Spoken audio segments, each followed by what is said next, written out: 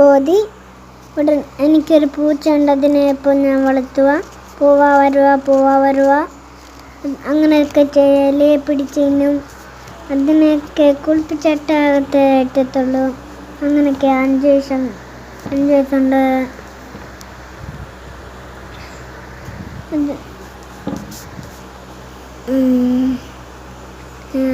അതിനൊരു മാല ഇട്ടാൽ നോക്കിയപ്പം ഒരു കമ്പിയായിട്ടിത് മാലയൊന്നുമില്ല, മാല ഉണ്ടാക്കാൻ പറ്റില്ല.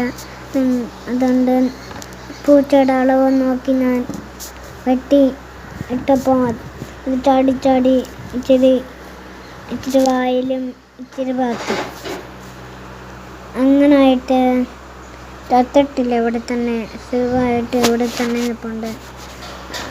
അപ്പം അങ്ങനെ ആട്ടെ, നാളെ കാണാം. Bye see you. അപ്പം അടുത്ത നേരെ അടിച്ച കാണാം. Okay, by.